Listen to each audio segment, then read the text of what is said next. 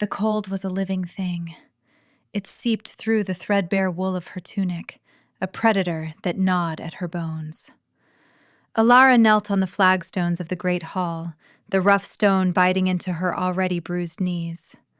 The bucket beside her held water that had been hot an hour ago.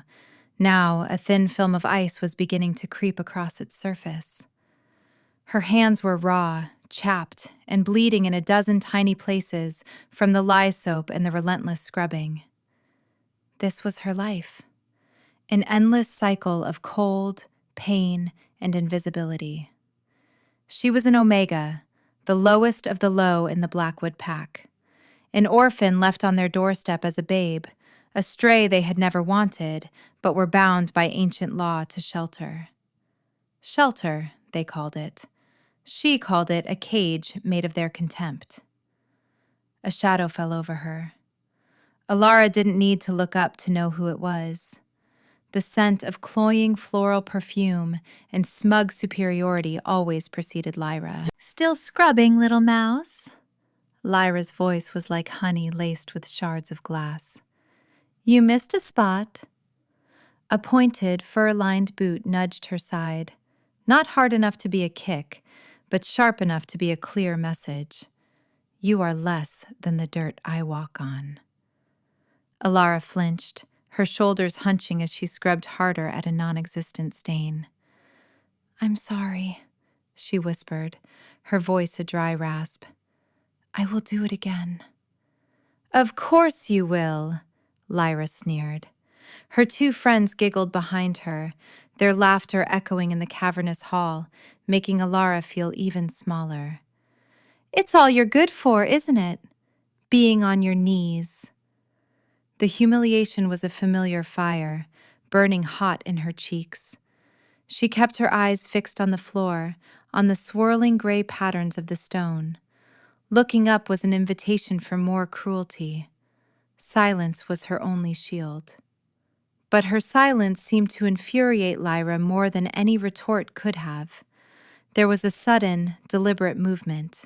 The bucket tipped, and a wave of ice-cold water crashed over Alara's back and legs, soaking her thin clothes in an instant.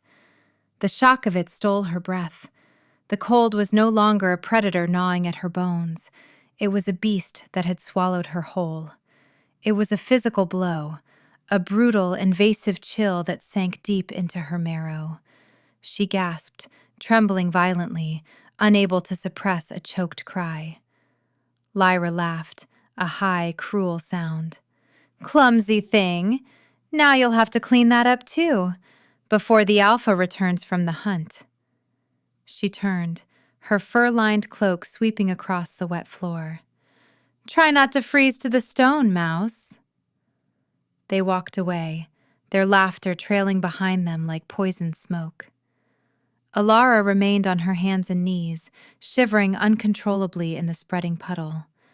Tears pricked at her eyes, hot and sharp, but she refused to let them fall. Crying was a weakness she could not afford.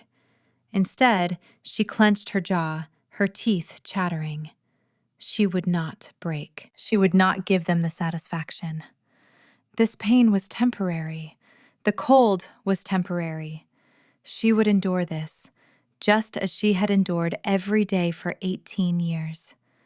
She pushed herself up, her muscles screaming in protest, her wet clothes clinging to her like a second skin of ice.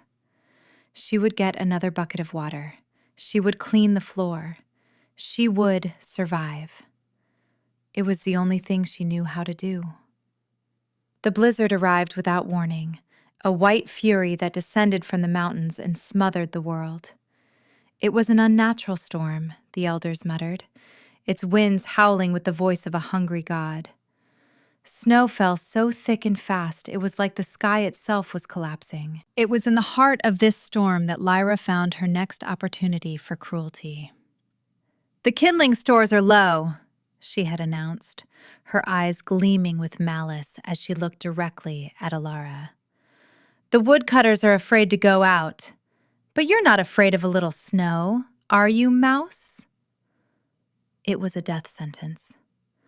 The wood was stored in a shed at the edge of the Whispering Grove, a place even seasoned warriors avoided in a storm. To be sent out in this was to be sent to die. But to refuse was to be branded disobedient, a direct challenge. The punishment for that would be swifter and perhaps even more brutal. So Alara had simply nodded, her heart a cold stone in her chest. She had pulled on a threadbare cloak, its warmth a pathetic gesture against the storm's rage, and stepped out into the screaming white chaos. Within minutes, the pack's longhouse had vanished behind her, swallowed by the snow. The wind sliced at her exposed skin like claws, and the snow blinded her, a swirling vortex of white that erased all sense of direction. She pushed forward, driven by a stubborn, foolish instinct to obey, to survive. But the grove was too far. The cold was too deep. Her body, already weak from hunger and exhaustion, began to betray her. Her steps grew sluggish, her legs heavy as lead.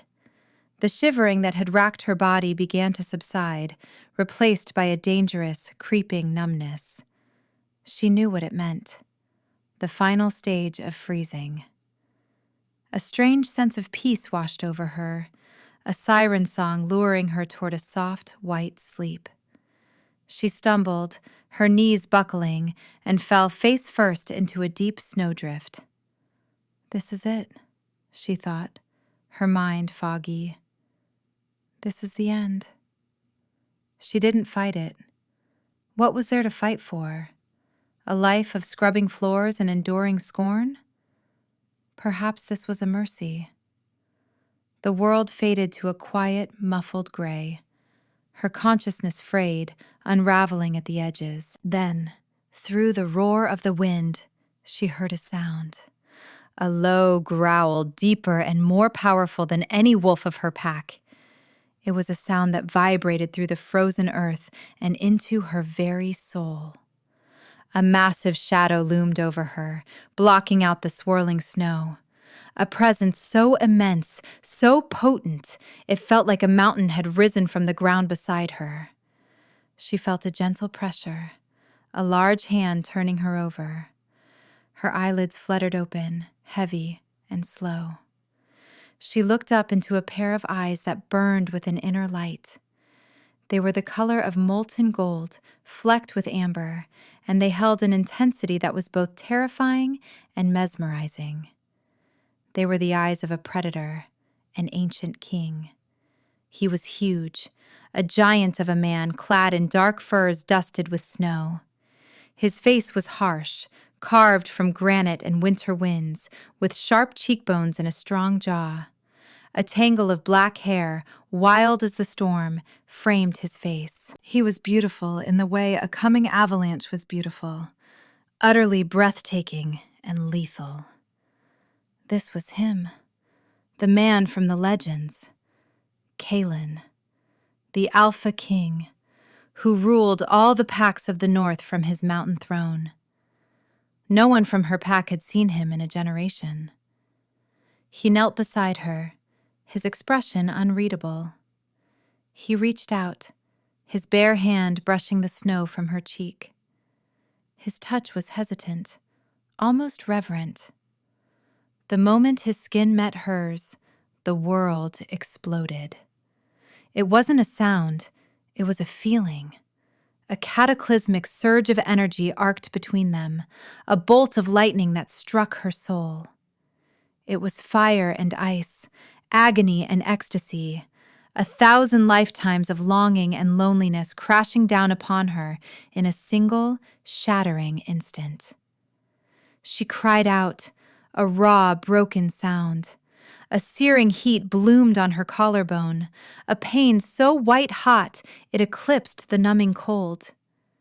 It felt as if a star was being born directly on her skin, branding her, marking her. Through a haze of pain, she saw his eyes widen, the molten gold flaring so brightly they seemed to glow in the dim light of the storm.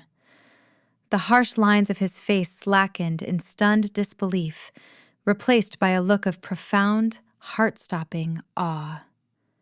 He stared at her, at the place on her collarbone where the pain was most intense, as if he could see the mark being forged there.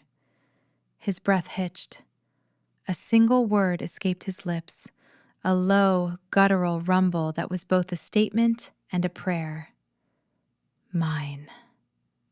Her mind reeled. What was happening? The pain on her skin was terrifying, but the connection that had snapped into place between them was worse.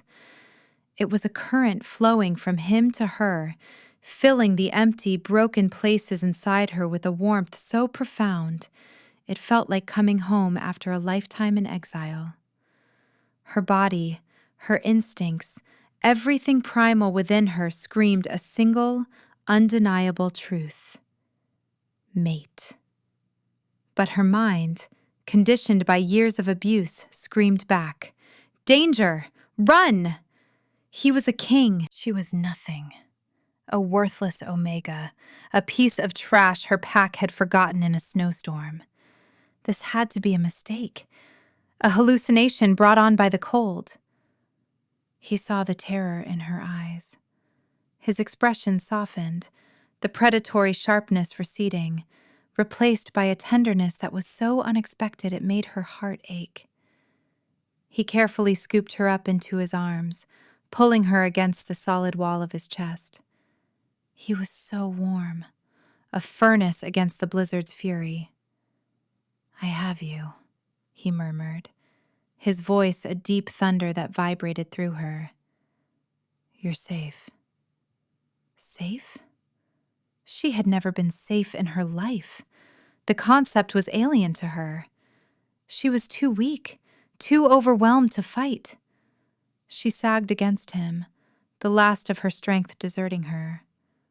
The world spun, the golden fire of his eyes the last thing she saw before darkness claimed her completely. Consciousness returned slowly, like a swimmer rising from a deep, dark lake. The first thing she registered was warmth, a deep, penetrating warmth that soaked into her bones and chased away the last vestiges of the soul-deep chill. The second was the scent. Wood smoke, pine, and something else. Something uniquely him. A wild, clean scent like a winter storm in ancient earth. It was intoxicating. Alara's eyes fluttered open. She was lying on a thick bed of furs in a small, rough-hewn cabin. A fire crackled merrily in a stone hearth, casting dancing shadows on the timber walls.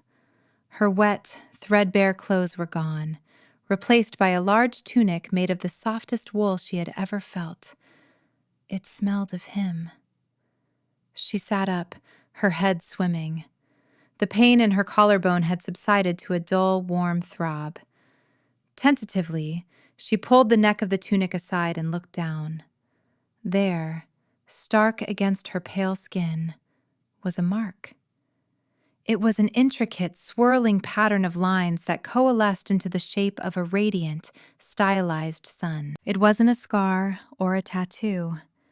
It seemed to be part of her very skin, glowing with a faint, internal golden light. A gasp escaped her lips. It was real. All of it. "It is the mark of the bond." His voice came from the shadows in the corner of the room. Kaylin stepped into the firelight and her breath caught in her throat.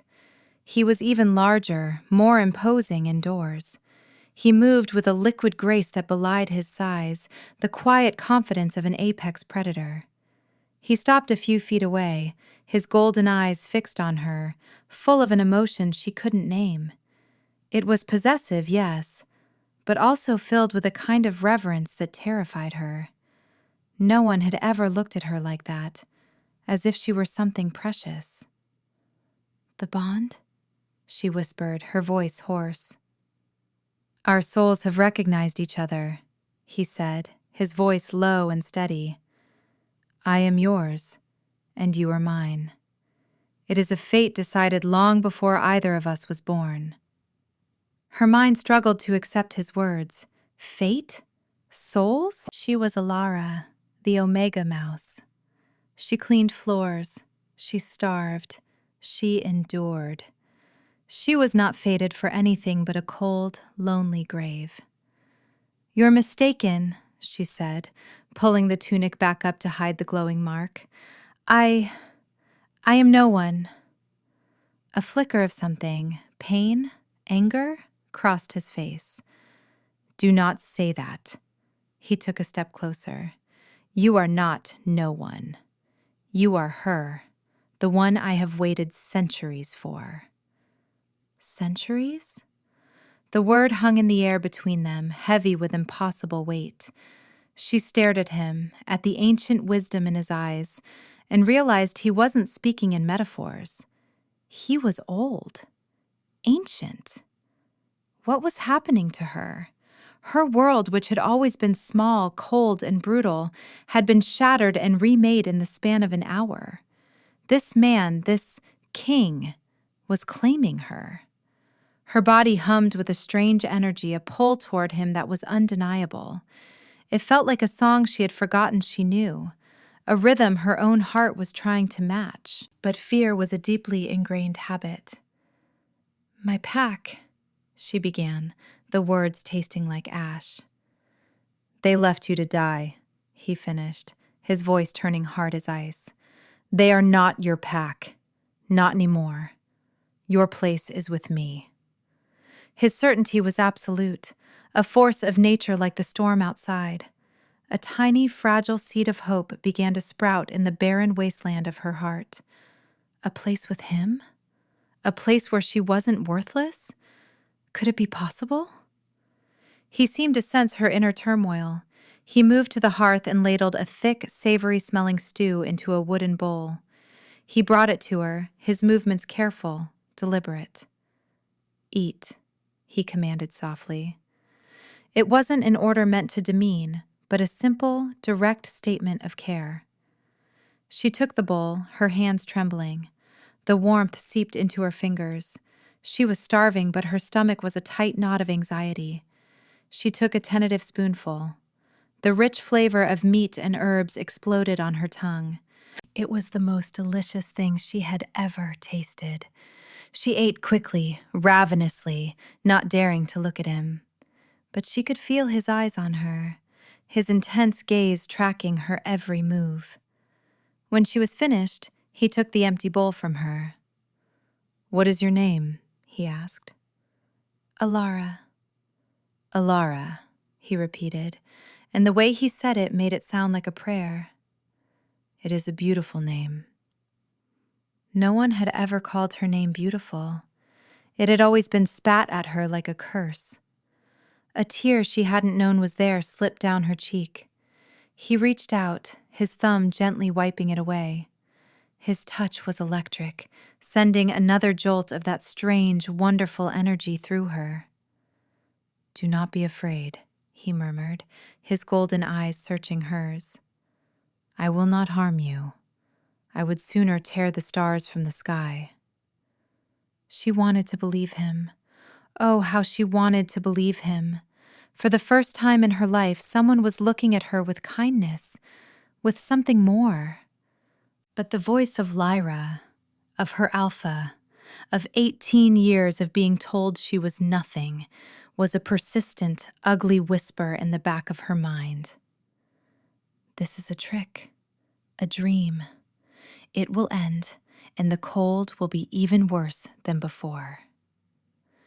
Kaylin seemed to understand he was moving too fast. He retreated, giving her space. "Rest now. You are exhausted. We will talk more when you have your strength." He settled into a large chair by the fire, turning his attention to cleaning a long, wicked-looking knife. He was a sentinel, a guardian.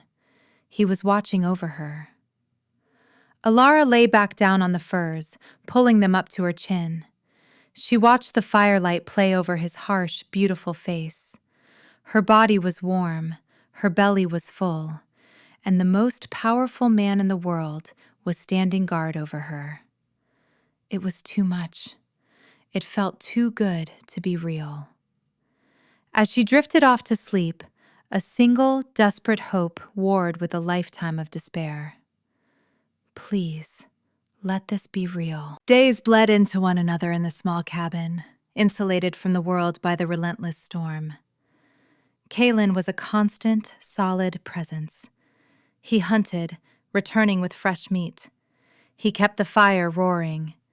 He spoke to her in his low, rumbling voice, telling her stories of the old world, of mountains that slept and stars that sang. He never pushed, never demanded anything of her. He simply existed in her space, treating her with a gentle reverence that slowly, painstakingly, began to dismantle the walls around her heart. She found herself watching him, the way his muscles moved beneath his tunic, the way his eyes would soften when he looked at her. The bond between them was a living current, a silent conversation happening just beneath the surface. Sometimes, when he was near, she could almost feel his emotions, a deep, ancient loneliness, a fierce protectiveness for her, and a well of tenderness that seemed bottomless. One evening, as she was helping him salt a fresh hide, her hand brushed against his. The now familiar jolt of energy passed between them, but this time it was softer, a warm hum instead of a lightning strike.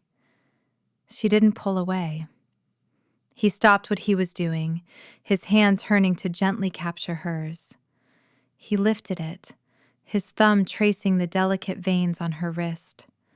His eyes, glowing like embers in the firelight, met hers. "You are not afraid of my touch anymore," he stated softly. "No," she whispered, and was surprised to find it was the truth. The fear was still there, a ghost in the corner, but it was being drowned out by this new, overwhelming feeling, this sense of rightness. He brought her hand to his lips and pressed a soft kiss to her knuckles. The gesture was so achingly tender it made her chest tighten. "I have dreamt of you for 500 years, he confessed, his voice thick with emotion. "I saw your face in the smoke of 1,000 fires, heard your voice on the wind. I had begun to think I was mad, that you were a phantom I had created to ward off the emptiness." 500 years. The sheer scale of his loneliness was staggering. She looked at this powerful, immortal king, and for the first time she didn't see a threat. She saw someone who was just as broken and alone as she was. "I am real," she said, her voice gaining a sliver of confidence. His smile was like the sun breaking through clouds, a rare and beautiful thing that transformed his harsh face. "Yes," he breathed, "you are." But their fragile peace was not destined to last. One morning, Kalen rose before the dawn. "The storm is breaking," he said, his expression grim. "But something is wrong. The air is tainted. I must scout the perimeter." A knot of dread tightened in Alara's stomach. "Don't go." The words were out before she could stop them. He came to her, cupping her face in his large, warm hands. "I will not be long. Stay inside, bar the door. I will return for you." He kissed her forehead, a promise and a benediction, and then he was gone, melting into the pre-dawn gloom. Alara did as he said, sliding the heavy wooden bar across the door. But the cabin, once a warm sanctuary, now felt like a cage. The silence pressed in on her. Every creak of the wood, every gust of wind, made her jump. She didn't have to wait long. A sound from outside, the crunch of snow under multiple boots.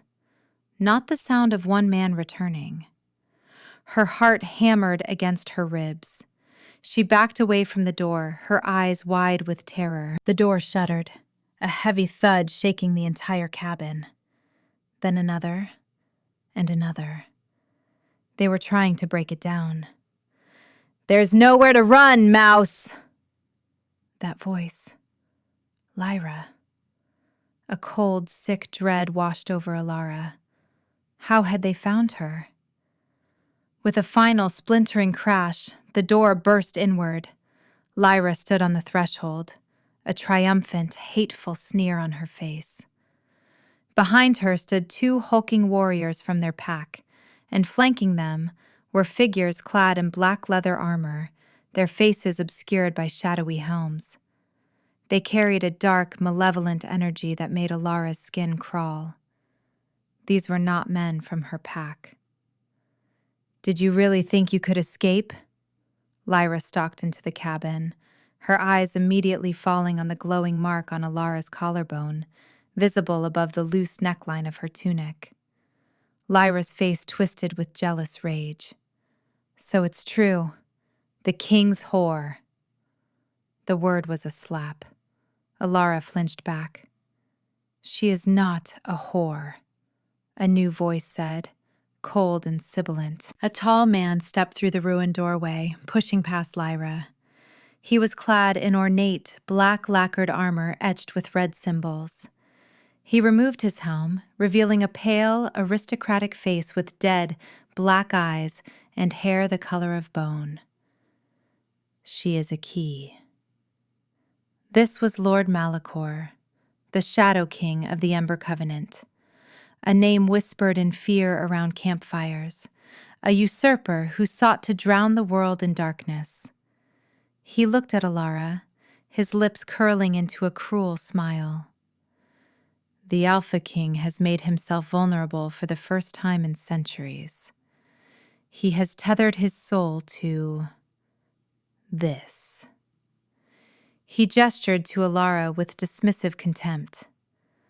"A pathetic, half-starved Omega. How fitting." Fear, cold and absolute, seized her. This was so much worse than just her pack. This was a war she had stumbled into. "Seize her," Malachor commanded. The black-clad soldiers moved forward. Alara scrambled backward, tripping over a fur rug. Panic clawed at her throat. She opened her mouth to scream Kaelin's name, but one of the soldiers was on her in an instant, a rough hand clamping over her mouth. They dragged her to her feet. Another soldier snapped a cold iron manacle around her wrist. The moment the metal touched her skin, the warmth of the bond, the constant, comforting hum of Kaelin's presence in her soul, was violently severed. The sudden emptiness was a physical agony. A cry of pure desolation was ripped from her throat as a cold, cavernous void opened inside her. It was worse than the freezing of the storm, worse than any beating. It was the pain of having her soul torn in half. Malachor watched her writhe, his expression one of clinical interest. "Excellent. The dampening properties of the iron work perfectly. He will feel this too. A dull ache at first, growing into a crippling agony as the distance between them grows. It will weaken him, distract him." They dragged her out of the cabin, out into the cold morning air. She fought, kicking and struggling with a strength born of sheer terror, but it was useless. They were too strong.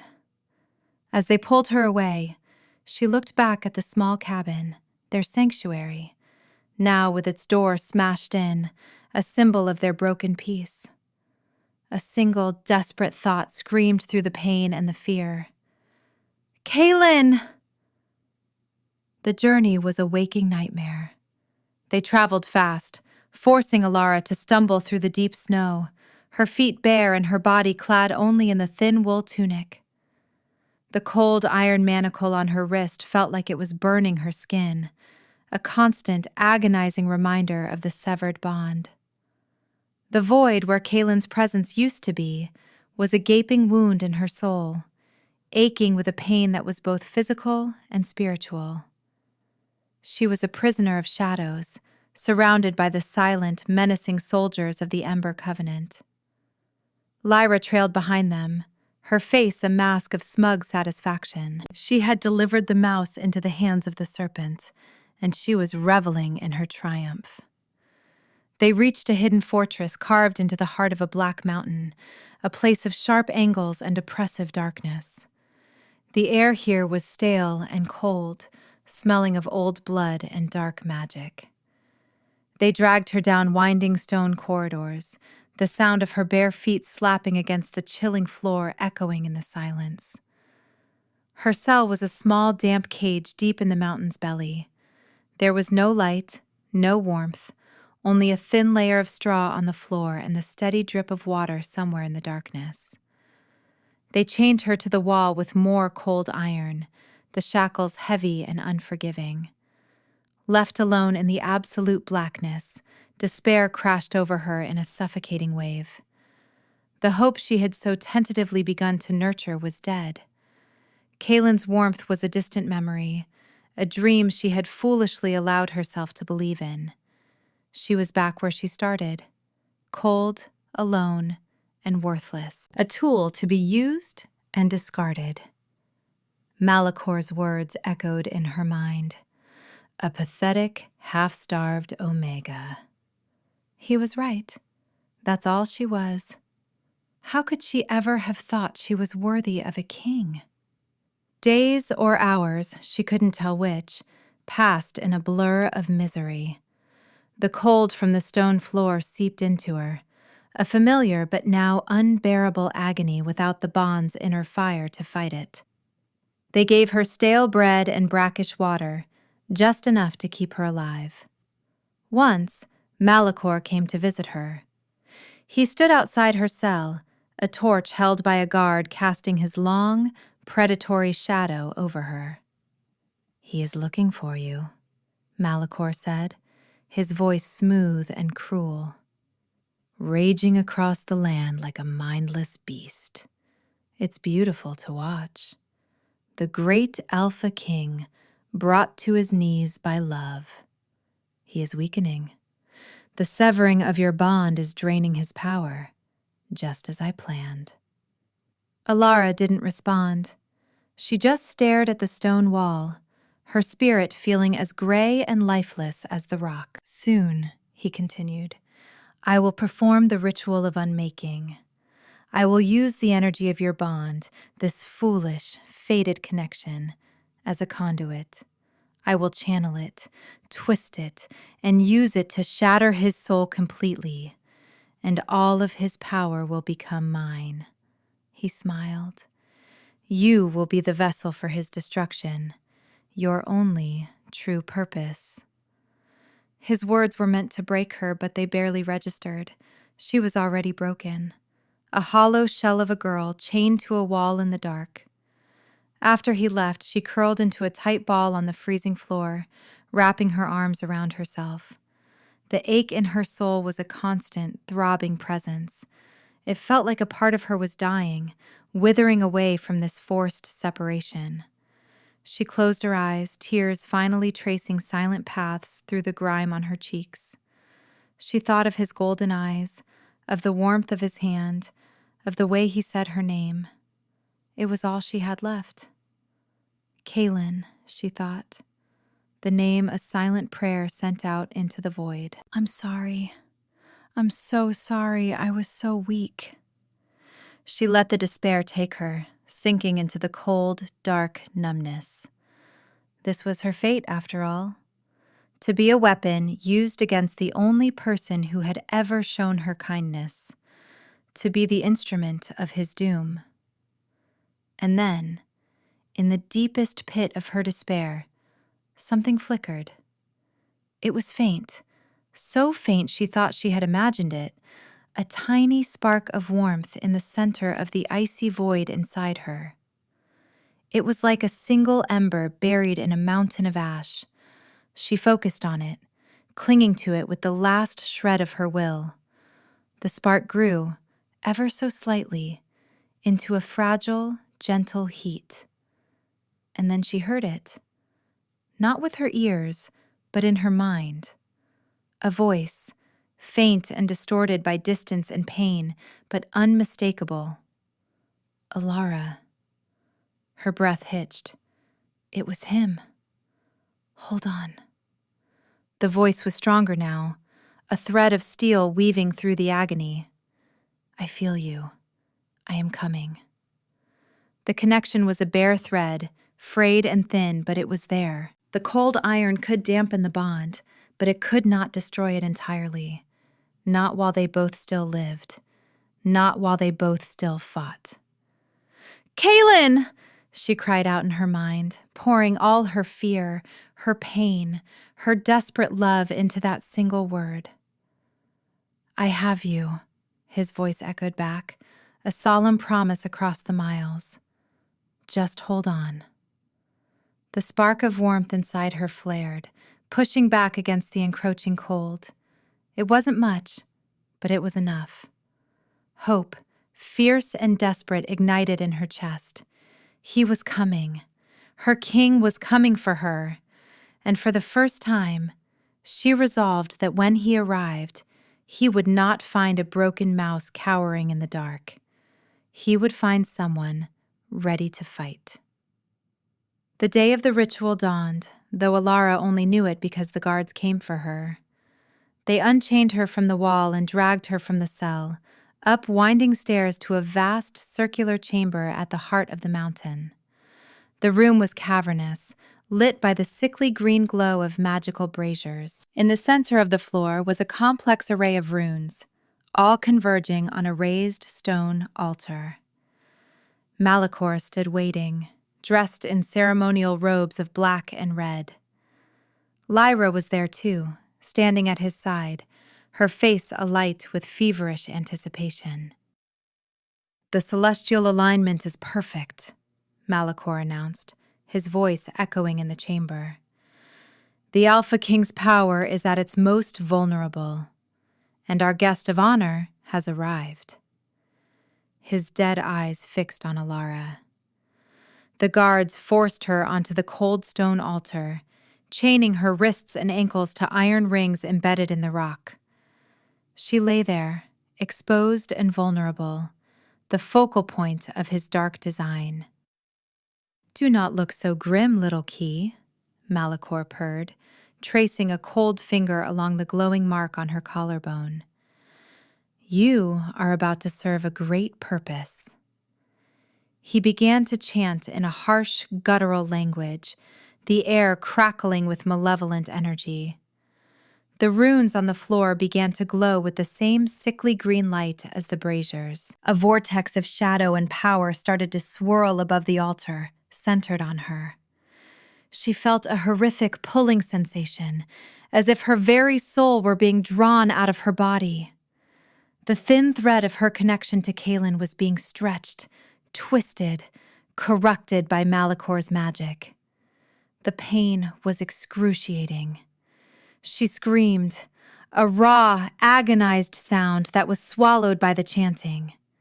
Suddenly, a deafening roar shook the entire mountain. It was a sound of pure, untamed fury, the howl of an Alpha King pushed past his limit. A section of the chamber wall exploded inward, showering the room with rock and dust. Kaylin stood in the breach, a figure of absolute vengeance. His golden eyes were blazing with white-hot rage, and his warriors, a tide of gray fur and gleaming steel, poured in behind him. The battle was joined in an instant. The cavern filled with the clash of steel, the snarls of wolves, and the screams of the dying. Kaylin moved like a whirlwind of destruction, his greatsword scything through Malachor's soldiers. He was cutting a direct path toward the altar, toward her. Malachor faltered in his chanting, his face contorting in a snarl of fury. "He is too early! Finish him!" His elite guard, hulking brutes in obsidian armor, converged on Kaylin, trying to bog him down. Malachor returned to his chant, redoubling his efforts. The pulling on Alara's soul intensified, the pain becoming unbearable. The shadowy vortex above her grew darker, more powerful. "It's too late, Kaylin!" Malachor shrieked over the din of battle. "The bond is mine to command. I will use it to unmake you." He thrust his hands toward the vortex. A bolt of pure shadow energy, laced with the corrupted essence of her bond, shot out and struck Kaelin squarely in the chest. The Alpha King staggered, a choked cry of pain escaping his lips. He dropped to one knee, his greatsword clattering to the stone floor. His golden eyes flickered, the brilliant light within them dimming. He was hurt. Badly. Seeing him fall, seeing the light in his eyes begin to fade, something inside Alara snapped. The years of abuse, the lifetime of being called worthless, the terror, the pain, it all coalesced into a single, incandescent point of pure rage. He had been the only light in her darkness, and now this monster was trying to extinguish him. No. The word was not a thought. It was a tectonic shift in the foundation of her being. An ancient, dormant power, hidden deep within her soul, awakened with the force of a supernova. A wave of pure, blinding white light exploded from her body. It was not a gentle light. It was a concussive, cleansing fire. It vaporized the shadowy vortex above her, shattered the cold iron chains holding her, and blasted outward through the chamber. The Ember Covenant soldiers screamed as the light touched them, their shadowy forms dissolving into ash. The green glow of the runes was snuffed out, replaced by the pure, holy radiance emanating from the girl on the altar. Alara sat up, her body suffused with a power she had never known she possessed. Light poured from her eyes, her hands, from the glowing sun mark on her collarbone. The menial servant, the Omega Mouse, was gone. In her place was a being of awesome, terrible beauty. Malachor stared at her, his face a mask of shocked disbelief. What are you?" Lyra, who had been cowering behind a pillar, simply whimpered in terror. Alara slid off the altar, her bare feet silent on the stone.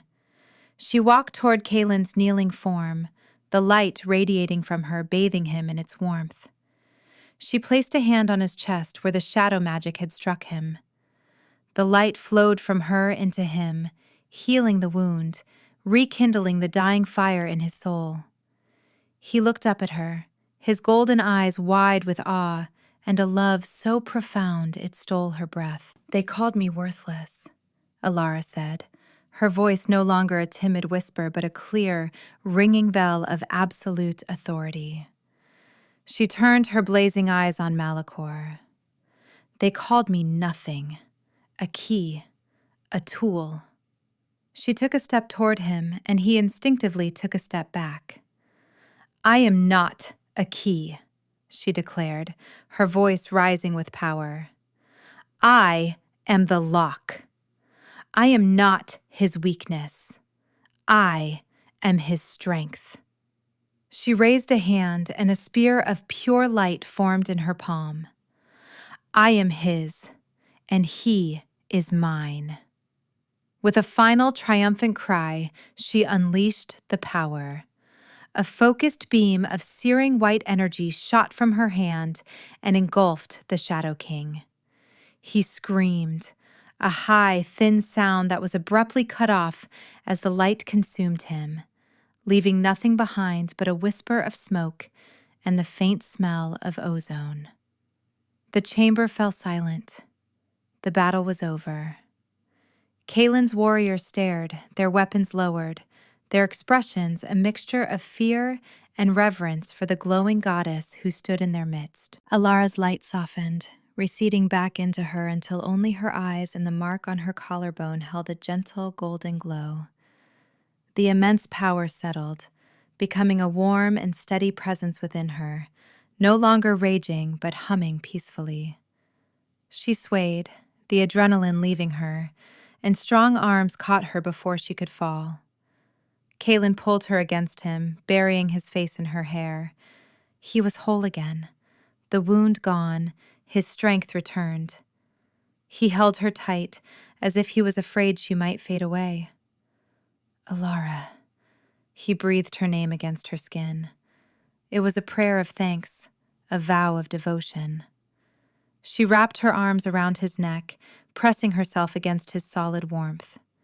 The bond between them flared to life, no longer a thin thread but a roaring bonfire, a radiant, unbreakable connection that filled every empty space inside her.